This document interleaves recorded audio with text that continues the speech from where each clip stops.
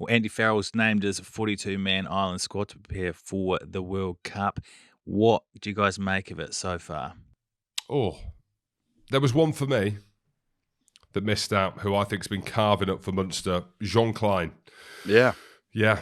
So I thought he would have been a shoo-in. He's been one of their standout players. But then you look at the quality that they've got in the second row. Ryan Beard, who's that hybrid second row. Hell of a player. Ian Henderson as well. We know how well liked he is, albeit has had injury problems along the way. James Ryan. Kieran Treadwell. So, I don't know. Jean Klein, for me, when I look at the names in there, probably should have been in ahead a couple of them. But again, we're talking about Andy Farrell. He knows what he's doing, doesn't he? So yeah, he does. For the backs, I was quite surprised by Jordan Lama's exclusion from the squad, because that is talent, speed, gas. And I know that they've got but like Jim said, Andy Farrell knows what he's doing, and they've got an abundance of talent out there. But Lama, anytime he gets his hands on the ball and you watch him, he's had his injury issues, I know, but he's a freak, and I mean that in a nice way. Beats defenders.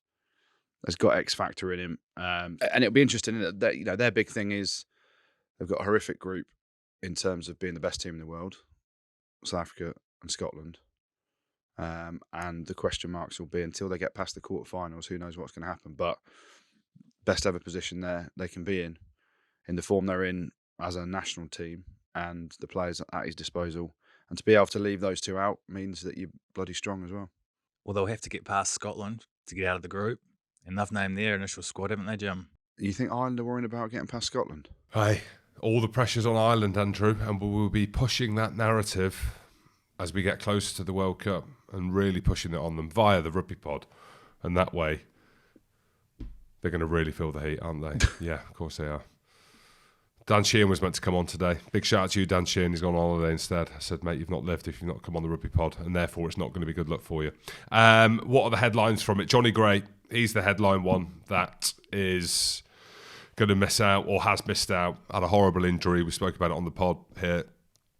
When Exeter played La Rochelle in Champions Cup, dislocated his knee. So he's looking at 4 months minimum. So. And then Gatland's named a pretty inexperienced side. Well, obviously no Alun Wyn Jones or Tipuric, obviously with their retirements. But do you think he's kind of riding off their chances and going for experience, looking further down the track, or has he got a decent chance with this team to make an impact? Or do you think Alun Wyn Jones, Rhys Webb, Justin Tipuric decided not to go because they didn't want to? Oh. Whose decision do you think it is? I think it's Gatland's. It's not what I'm hearing. Oh, Andrew, good. Here he is. Like, you look at it, and Rhys Webb came out and said there's the issues in Welsh rugby. I need to look after my family, and he's obviously going to have an opportunity to go and play abroad and sign a contract. Same thing that Jack Noel did for England. He's gone over to La Rochelle, taken himself out of the World Cup picture. But with these guys, I'm hearing that they ain't happy, as you say in Leicester. They ain't happy, and they're just like, actually, do you know what? I don't want it anymore in that environment. And it's going to be a harsh environment because Gats has come in and, ultimately they were poor in the Six Nations, weren't they? And he is now obviously trying to change the narrative in what's going on at the squad. And it's hell for leather for them to try and catch up with other teams. And I've heard the environment isn't a happy place to be. So the easy decision for them is to take themselves out of the equation. I might be wrong. It's just what my sources are telling me. Gats you're going to have to regenerate at some point. And I'm very sad to not see someone like Alun Wyn Jones have one last hurrah at the World Cup if he's playing well enough, which when you look at the depth in Wales, they haven't got depth. Like, actually, Scotland have got more depth in terms of player pool, yet they've got less teams. They haven't got the depth of Ireland. They haven't got the depth of England in terms of the amount of players to pick from. So it's not like they've got loads of players coming through and that are in great form. Everyone's talking about the dearth of players that are coming through in Wales and how poor their sort of 20s have been and the feeder to the bigger picture. So to me, it was a massive shock. And I might be wrong. I'll just say what I think on this podcast. I don't think it was 100% Gatland's decision. I think the players when your heart's not in it for one reason or another, and I'm not talking about pulling on the Wales jersey, I'm talking about the whole thing of getting to a World Cup in an environment. Some players think, actually, I don't want to do that. And we've seen it previously. And then everyone just has to suck it up and get on. But I'm desperately sad that Tipuric, who's been an absolute stalwart for Wales over the years, Alun Wyn Jones, the most capped international rugby player ever, including the Lions and everything like that, he's not going to be there, when I actually think his performances still put him good enough to go to the World Cup for Wales. I'm not saying he's the player that he was, Wales. but No, for Wales. He is definitely, You are right. in the top 3 second rows that could make an impact on that team. Yeah, or 4. I've just had a look at the squad without being harsh. So they are going in thin. Like we spoke about the strength and depth of the back row. Like Aaron Wainwright, we know that Gatland's a huge fan of him. You've still got Talupi Faletau. Tane Basham is back fit again, who, when he played for Wales, was a top player as well. Jack Morgan, as well, has been brilliant. So I think in the back row, they've got a bit of strength and depth as well. I don't know if I mentioned Tommy Rafael. Did I mention Tommy Rafael? He's playing. If I haven't, then I have now. He's playing extremely well. So you could see why Tipuric wouldn't be in that squad. Rhys Webb came back in. He got man of the match against Italy in the Six Nations. Apart from that, like, it's not me being harsh. I'm just trying to kind of see the reasoning behind it. But yeah, a lot of happened in Wales. Gatland's got a lot of fixing to do. And you've seen, talking about fixing, made a big call this week. Rhys Carey, the Cardiff prop, who was at Sarries for a bit, got dropped from the squad. And the statement was he had fallen short in his general conditioning. Basically, he was at the fucking back, and they were like, look, mate. I think that's awful. Do you know what? I'm going to say it. What? I think it's awful, the reasoning they put out behind the statement. Because he's a player that he's spoken honestly about his weight battles. And he's spoken about, I think Pivac did it to him, so he's got to shift 12 kilos of timber. It's quite common, though. No, but just the reason, just outing someone like that, the reason we've dropped him from the squad here is, and there's been a backlash about it on social media. There's been, of course, General conditioning, yeah, they're saying. But there's been a backlash around it. And Di Young, who was his coach at Cardiff, when Pivac said some stuff about him, said, well, he plays 70 minutes and his fitness scores are pretty good at our place. So coaches have their right to pick and drop anyone that they want. I just think how you handle stuff sometimes, especially for someone like Rhys Carey, who has openly talked about his weight obsession and his issues, and talking from a man who we've just laughed about my weight and things. I can talk about it from experience. It is something that, it may send him down a dark hole for no reason. You could just drop him from the squad without saying it's because he's overweight or not fit enough or whatever. But you need to give a reason, don't you? And we are in a high performance you can say that environment. behind closed doors, though. I think without. Yeah, but mate, it's an elite sport, isn't it? You've got to be fit. You've got to be conditioned for it. So I can understand about being nice and being kind to players, the way that you say things. I mean, the statement said he's fallen short in his general conditioning. But when have you ever heard any other coach say that about a player? Well, Ethan de Groot got dropped because he was lost condition. And he went away with it and came back.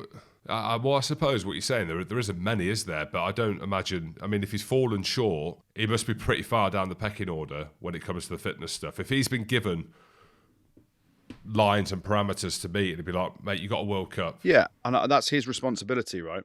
But I just think how you handle things, especially coming out of Wales with everything that's gone on there this year, the culture and everything that's gone on, and then you see players supposedly aren't happy in certain environments.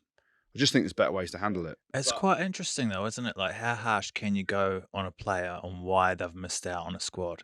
Well, I wish Vern Cotter said to me, "I'm not picking you because I don't like you." You didn't shake hands. I would, I'd rather him say that. But in the public domain, or yeah, I'd rather him say I've not picked him because I don't like him.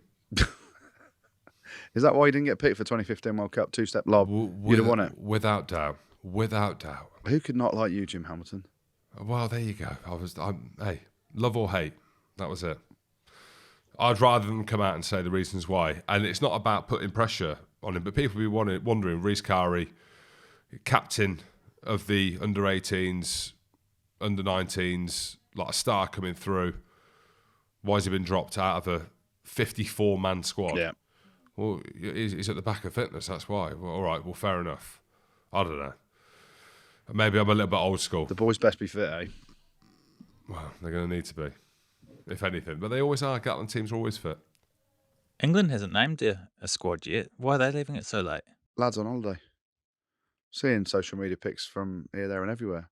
Yeah, it's a tough one, isn't it? In terms of what is the right decision. Name it really early. Name it next week. Does it really matter? Probably not. When everyone gets in camp, everyone's going to have a different idea of how to pan out the next 3 months. You've got June, July, August, and in August you're in the games. So you can't do too much, and teams have been guilty. One of the great things about the World Cups is they're always kind of September, October time. So it gives the coaches a big chunk of time with their players prior to the tournament, which when you hear about Six Nations campaigns, you've heard excuses from a lot of coaches going, I don't get enough time with the players. And blah.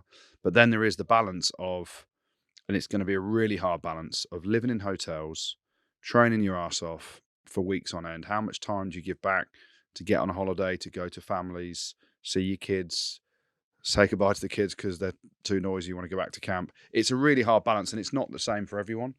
And I think back to 2015, I remember being on holiday in Santorini, and it was August time, and I remember Sam Burgess was on holiday in Santorini at the same time, just loving life, pictures everywhere.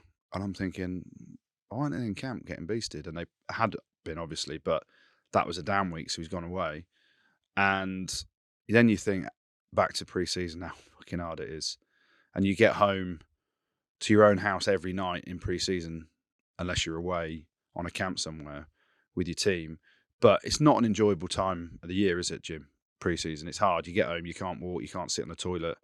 You got DOMs galore. So it's going to be a really fine balance for every coach to work out how far you push each player and your team. And Borthwick, I think they're meeting up next week, aren't they, the England group? He's told a lot of players. I know there's a lot of individual phone calls going around. And, sometimes leave a bit later, creates a bit more hunger. And then Fuzz goes, we're going to fucking win it. Fucking train hard every day. And he will, but not everyone can train to his intensity. So, listen, unless you win it, you're wrong. So, unless you win the World Cup, you look back on it, and coaches will analyse everything they've done and go, could have done that better, got that right. At the minute, it's a plan that they think is the right plan. And I don't think it really matters when you announce your squad. It's when you start training and how you handle all that stuff when it begins. Andrew, some inside knowledge from yourself then. You might have got it from Bracey. You might have got it from sources. Who misses out on England? I don't know. Ben Irwin's a big one for me. Like, if he's not in... Are you saying Ben Earl misses out on the wider squad? No, I'm not. But we're now sort of sat here looking at who's going to miss out. But we've talked about Ben Earl, who wasn't involved too much in the Six Nations, especially, I think he came off the bench against Italy, but he's been tearing up trees. I'm trying to find something that we'll be shocked by when the squad gets announced. I don't know. Scrum half? Scrum half, if he picks 3, it will be, for me, it'll probably be Ben Youngs, Alex Mitchell, and Jack Van Portfleet. You don't think he goes for a Gus Waugh or a Rafi Quirk? I think would he go 4? He might have 4 in the squad, and then you've got to choose between Ben Spencer and, for me, Rafi Quirk or Gus Waugh. Those 3. I don't think a big name misses out. You know when you say them 3, but when you say them 3 scrum halves, 3 very different players. Exactly, but also 3 very inexperienced players. But I would say at this season, maybe 3 of. Not Rafi Quirk because he's been injured, but we know the quality he's got. But 2 of the standout scrum halves in the Premiership this year have been Ben Spencer and Gus Waugh. I heard Matt Rogerson's going to be in it, James. London Irish Skips. Interesting, friend of the show. Yep. Back rows, mate, this is the thing. With England, as bad as it's been, the Premiership this season, off the pitch, and... you look at the quality, especially in the back row, the back 3. We've gone over the scrum halves. Yeah, it's there's a lot to choose from, is what I'm saying. Here's a shout. All right, here we go. This is what I wanted. Andrew. I might be completely wrong. I don't know anything. Give me a hint, and I'll see if I can guess. Could be considered a big name that might not make it on form. Give me a hint. In the back row. Oh, was poor in the Six Nations. Don Brandt. Yep. Yeah. He doesn't make it. I don't know. I'm just saying that Wouldn't surprise me. He's not in the squad, Goodey. Is that what you're telling No, us? I don't know anything. What I'm saying is, wouldn't actually surprise me. Like you expect, everyone talks about, the eights over the last few years. Dombrandt's played a lot. Him and Simmons. Billy's back into form now. So do you have 3 number 8s? Simmons, Dombrandt, and Billy? I don't know. So maybe Dombrandt misses out. Maybe Simmons misses out. I think Billy's Can you put Pearson at 8? Yeah, but Billy's been out injured. Could you put Tom Pearson at 8? Potentially. What about Jack Willis? What about Tom Willis? No, I don't think Tom Willis is close enough. Jack Willis, Ted Hill I'd like to see in the mix, but I don't think he will be. Then you've got Curry. You've got Jack Willis on fire, who actually, ironically, is still playing in the top 14. Semi-finals coming up this weekend. Yeah, I mean, could I see Dombrandt not being in it? Possibly. On form, he wasn't at anywhere near his best during the Six Nations, so that might be one. I might just lob that out there. Who knows? We'll be at Twickenham for England's warm-up game against Wales on the 12th of August for a live show in the stadium with myself, Goodey, Ashy and Powley. You can join us for a 3-course menu live show, post-match Twickenham tea and all-inclusive bar. You'll have access from 3.5 hours before the game and an hour after the game with premium seats to watch the match. You get 10% off to join us for the live show for either of the summer series for both Wales and Fiji with the code POD10. You can book online via twickenhamstadium.com/hospitality. And we have a pitch view table for 4 in the lock to give away for free, plus a meet and greet with Goodey and Ashy and Powley and myself, and walk pitch side before kickoff. To enter, just check out our Instagram at 6 p.m. tonight. That's Tuesday, 6 p.m. tonight. Check out our Instagram. Pod. Rugby pod.